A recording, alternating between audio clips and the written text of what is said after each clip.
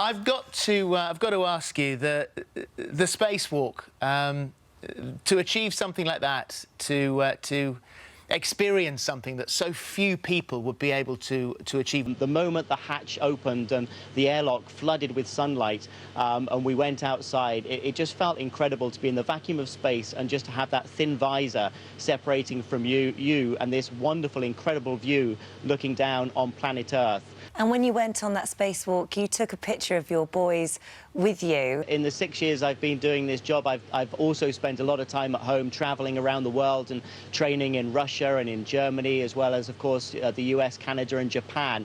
But actually being up here for this long stint, being much more isolated from my family, is tough. I do get to speak to them quite regularly, though, and I have a video conference once a week, so that helps me keep very well connected with my family. But, of course, I'm missing birthdays and anniversaries, and that's particularly tough, and Christmas as well, of course. I'm imagining you're not really having to hold that microphone as opposed to just having to hold it down. If you were to let go, would it just float off? It's just brilliant. Absolutely, yes, and that's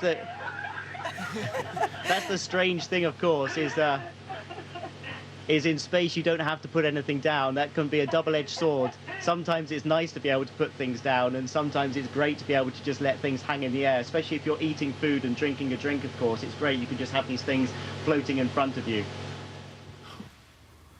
What's the rest of the day for you? The rest of the day for you, show off. What are you going to do? Well, we've got some maintenance activities to do up here this afternoon, also physical training. We have to do about 2 hours of physical training each day to try and prevent as much as that bone density loss and that muscle mass loss, and make sure we're in good shape for coming back to Earth, and preparing for a big experiment, a scientific experiment tomorrow on liquid crystals. So quite a busy afternoon for us up here. And I imagine part of that training is for the marathon that you're going to be running. That's right, yes. I'm starting to regret that decision now. No, but in all seriousness, it's going to be a wonderful event. But running up here in space is really quite hard work. We have to wear a harness that keeps us strapped to the ground. It's like running with a rucksack, really, with your body weight on it. So I'm training every day on the treadmill up here and just gradually increasing the number of hours and the number of miles I run. But I'm running for the Prince's Trust, which I think is a wonderful charity that does amazing work for disadvantaged young children and young people in the UK. And of course also using it as inspiration for a number of fitness challenges we have to try and get young kids engaged in nutrition and healthy eating and just staying fit and healthy in general.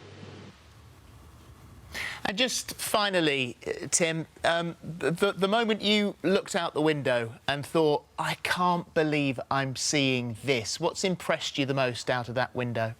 Well, the first time I saw Earth from space was in the small Soyuz spacecraft. Since then, of course, I've come on the station and really got to enjoy planet Earth. And some of the places that have amazed me are, for example, Africa. I never imagined the Sahara Desert, for example, would just be so stunning from space, but it really is magnificent. All sorts of wonderful colours and, you know, sculpted by the wind and the elements back on planet Earth. And it's just amazing to be able to see all of these things as we orbit the Earth 16 times a day.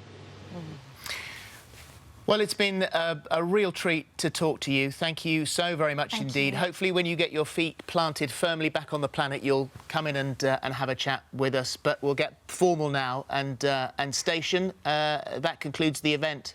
Thanks, Tim. Thank you. Many thanks. It's been lovely talking to you. Thank you very much. Goodbye.